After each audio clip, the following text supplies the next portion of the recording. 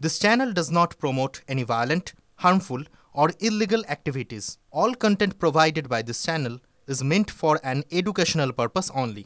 দেখুন, এইটা খুব স্বাভাবিক যে আমরা যে আন্দোলন করেছি, যে ন্যায় বিচারের দাবিতে আন্দোলন করেছি এবং স্বাস্থ্য ব্যবস্থাকে পুনর্গঠিত করার জন্য, সাফাই করার জন্য যে যে দাবিগুলো রেখেছিলাম এবং যে যে বিষয়ে আন্দোলন করেছি সেইগুলোতে আমরা খুব আশাই করেছিলাম, এটা আমাদের প্রত্যাশাই ছিল যে এই ধরনের আক্রমণ খুব স্বাভাবিক। আসফাকের ওপর হয়েছে, এখন আমার ওপর হচ্ছে, পরবর্তীকালে আরও কারোর ওপরও হবে। এখন এইভাবে আমাদের আন্দোলনকে মেলাইন করার চেষ্টা এবং আন্দোলনকারীদের মেলাইন করার চেষ্টা, এটা সম্পূর্ণ ব্যর্থ হবে। তার কারণ আমি নিয়ম বহির্ভূত কোনো কাজ করিনি। আফটার ডিউটি আওয়ার্স আমি কি করব না করব সেটা সম্পূর্ণ আমার ব্যক্তিগত ব্যাপার। আমি সেটাকে প্রচার করে আমার ডাক্তারি জায়গায় বাড়তি কোনো সুবিধে নেওয়া বা বলুন প্রাইভেট প্র্যাকটিস করা বা পেশেন্ট আনা, এই কোনো কিছু করিনি, কারণ আমি প্রাইভেট প্র্যাকটিস করিই না। আমি অভিনয় জগতে বহুকাল ধরে আছি, থিয়েটার করি অনেক আগে থেকে, ডাক্তারিতে চান্স পাওয়ার আগে থেকে থিয়েটার করি, সিনেমা করি এই আরজি করে আসার আগে থেকে। এখন বিষয়টা যেটা হচ্ছে যে কর্তৃপক্ষকে জানতে চেয়েছে, তারা নিশ্চয়ই জানাবেন, এটুকু আমি বলতে পারি। আমি নিয়ম বহির্ভূত কোনো কাজ করিনি। তবে হ্যাঁ, একটা কথা আছে, অন্যান্য যে বিষয়গুলো নিয়ে আমরা দাবি তুলেছিলাম, যে সন্দীপ ঘোষ, যার নামে এত আর্থিক দুর্নীতির অভিযোগ, বা যিনি অধ্যক্ষ থাকাকালীন আরজিকর মেডিকেল কলেজে এইরকম একটি ভয়াবহ ঘটনা, অন ডিউটি অবস্থায় একজন ডাক্তারের সাথে এই ঘটনা ঘটে যাওয়ায় দায়িত্বটা কার? অধ্যক্ষ এবং পারতপক্ষে স্বাস্থ্য ব্যবস্থার। তাই তো, এটাই তো সাধারণ মানুষ বুঝবে, বা আমরাও তাই জানি, আলাদা হলে আমি জানি না।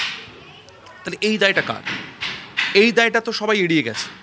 একটা সন্দীপ ঘোষ, যার নামে এরকম ভুরি ভুরি অভিযোগ, এবং তার যারা ছত্রছায়ায় বেড়ে উঠেছিলেন যে সমস্ত ছাত্রছাত্রীরা, তাদের বিরুদ্ধে, তাদের এগেনস্টে মেডিকেল কাউন্সিল কি করেছে, এবং যে দুজনের নামে আমাদের অভিযোগ স্বাস্থ্য দপ্তরকেও জানিয়েছি, তাদের এগেনস্ট, তাদেরও তো মেম্বার আবার মেডিকেল কাউন্সিলের, তাদের এগেনস্টে কী করেছে, এই বিষয়টা আমাদের খুব ভাবাচ্ছে।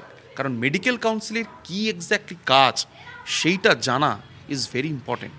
হঠাৎ হঠাৎ করে তোমার অভিনয় নিয়ে পড়লো কেন? কি জানি, সেটা আমি কি করে বলবো। এখন আমার অভিনয় দেখতে ভালো লাগে কি ভালো লাগে না, সেটা তো সম্পূর্ণ ওনাদের ব্যাপার। জানি না, এটা আমার জানার কোনো আইডিয়াই নেই আর কি। আচ্ছা, আরেকটা বিষয় হচ্ছে যে বিটি রোডে হিট অ্যান্ড রান, গ্রেফতার গাড়ির চালক আরজি করে জুনিয়র চিকিৎসক দেবজিৎ বিশ্বাস। আচ্ছা, 48 ঘন্টা ডিউটি করে বাড়িতে ফেরার সময়, মানে সে কোর্টে ওঠার পরে বলেছে যে 48 ঘন্টা ডিউটি করে বাড়িতে ফেরার সময় ক্লান্ত হয়ে তন্দ্রাচ্ছন্ন হয়ে গিয়েছিলাম, তাই দুর্ঘটনা ঘটেছে দাবি করেছে। এই যে এত ঘটনা হচ্ছে, এই যে 36 ঘন্টা তিলোত্তমার যে ঘটনা, 36 ঘন্টা, দেখুন, এখানে দুটো বিষয় আছে। এই ধরনের অ্যাক্সিডেন্ট, এই অ্যাক্সিডেন্টকে কখনোই সমর্থনযোগ্য নয়। যদি কারোর প্রাণ যায়, সেটা দেখা অবভিয়াসলি, তার তদন্ত হোক, সেটা অবভিয়াসলি, সেটা কখনোই সমর্থনযোগ্য নয়। তবে হ্যাঁ, এটা ঠিক যে ক্লিনিক্যাল ব্রাঞ্চে যারা কাজ করে, তাদের একটা অমানসিক ডিউটি করতে হয়, প্রচুর পরিমাণে লোড থাকে।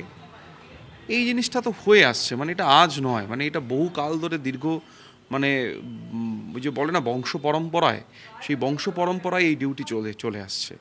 কারণ এই যে জুনিয়র ডাক্তারদের এই যে বলা হচ্ছে যে জুনিয়র ডাক্তাররা, এই যে জুনিয়র ডাক্তারদের সাসপেন্ড করা হলো, জুনিয়র ডাক্তাররা নিজের স্বতন্ত্রভাবে কাজ করতে পারবে না। আসলে পুরো সরকারি হাসপাতালগুলো মূলত চলে জুনিয়র ডাক্তারদের উপরে। সেটা আন্দোলনের সময় সকলেই বুঝেছিলেন, এবং তাই জন্যই বারবার বলা হয়েছিল আমরা যেন কর্মবিরতি থেকে ফিরে যাই।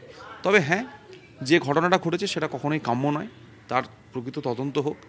48 ঘন্টা ডিউটি যদি করে উনি মনে করেন উনি 48 ঘন্টা ডিউটি করে ক্লান্ত, তাহলে ওনার উচিত ছিল ড্রাইভার রাখা, নিজে গাড়ি না চালানো।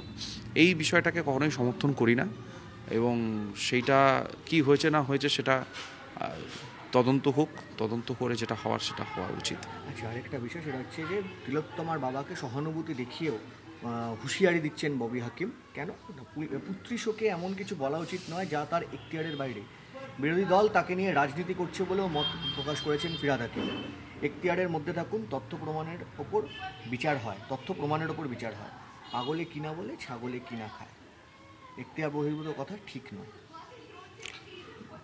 দেখুন, এইগুলো যিনি বলছেন বা যারা বলছেন, এটাতে তাদের রুচির পরিচয় পাওয়া যায়। একজন মা বাবা, তাদের কি পাওয়ার আছে আর? তারা তাদের একটা সন্তানকে, তারা যথেষ্ট তাদের পরবর্তীকালে আমি যতদূর দেখেছি আর কি, তারা তো খুব উচ্চবিত্ত পরিবারের মানুষজন নন। যথেষ্ট কষ্ট করে নিজেদের সমস্ত কিছু ত্যাগ করে সন্তানকে বড় করেছিলেন, ডাক্তার করেছিলেন, এবং সেই ডাক্তার পরবর্তীকালে পোস্ট গ্র্যাজুয়েশন করছিলেন আর.জি. কর মেডিকেল কলেজ থেকে, চেস্ট মেডিসিন ডিপার্টমেন্টে। এটা খুব ছোটোখাটো বিষয় নয় কিন্তু, আপনারা যদি দেখেন যে এটা খুবই কষ্টসাধ্য একটি ব্যাপার। তাহলে সেই জায়গায় তার যে মেয়ে ডিউটি করতে করতে এরকম একটা ঘটনা যার সাথে ঘটেছে, অন ডিউটিরত অবস্থায়, বাইরে নয়, হসপিটালের মধ্যে, তাহলে তার কষ্টটা খুব স্বাভাবিক। এবং তার যে মানসিক অবস্থা, সেই মানসিক অবস্থা বোঝার মতো অনুভূতি ওনাদের আছে বলে আমার মনে হয় না। কারণ এই কথাগুলো যা শুনছি, ওনারা যদি কিছু বলেন, আমার মনে হয় সেটাকে গুরুত্ব দিয়ে বিবেচনা করা উচিত, তাদের সাথে কথা বলা উচিত। সেটা না করে যদি তাদের বিরুদ্ধে এরকম কথা বলা হয়, সেটা খুবই কষ্টের এবং বেদনার। 3 মিনিটের কথা বলেছি, সেই 3 মিনিটের কথা 3 বার তিলোত্তমার বাবাকে এখতিয়ারের পাঠ বোঝানোর কথা বলেছেন এই ববি হাকিম। এই এখতিয়ারটা কি? কিসের এখতিয়ার? মানুষের কোনো এখতিয়ার নেই? আমরা কি জন্য আন্দোলন করেছি? আমরা সাধারণ মানুষ, আমাদের অধিকার আছে আন্দোলন করার, আমাদের অধিকার আছে কথা বলার, অন্যায় যদি হয় তার বিরুদ্ধে কথা বলার। তার জন্য এই যে হচ্ছে দেখছেন, এই যে আমি অভিনয় করছি সেটা নিয়ে সমস্যা হচ্ছে, এবং পরবর্তীকালেও হবে আমি জানি। আমার অভিনয় নিয়ে অনেক সমস্যা হবে, আমার কাজ বন্ধ হয়ে যাবে, কাজ করতে পারবো না, এটাও হবে আমি জানি। কারণ এই প্র্যাকটিসটাই তো চলে আসছে। এই প্র্যাকটিসটা শুধু এখন বলে এখন নয়, আগেও ছিল, এখনও হচ্ছে। এর মানে কি? যে আপনি অন্যায়ের বিরুদ্ধে কথা বলতে পারবেন না। আপনি যদি অন্যায়ের বিরুদ্ধে কথা বলেন, এবং এই জন্য দেখবেন অন্যায়ের বিরুদ্ধে কথা বলতে পারে না, চায় না, সবাই এড়িয়ে যেতে চায়, সবাই সেফ থাকতে চায়। আজকে আমি চাইলেও সেফ থাকতে পারতাম, কিন্তু সেই জায়গাটায় আমি পারিনি। কারণ আমার নিজের একটি মেয়ে আছে, আমার পরিবার আছে। আজকে যার সাথে এটা হয়েছে, কোনো একটা দিন ভগবান না করুক অন্য কারোর একজনের সাথে হবে, এটা তো হতে পারে না, এটা সমাজ ব্যবস্থা, এটা তো চলতে পারে না। আজকে সেই জায়গায় দাঁড়িয়ে অন্যায়ের প্রতিবাদ করাটা আমার মনে হয় প্রত্যেকটি মানুষের কর্তব্যের মধ্যে পড়ে। কিন্তু কি করে করবে?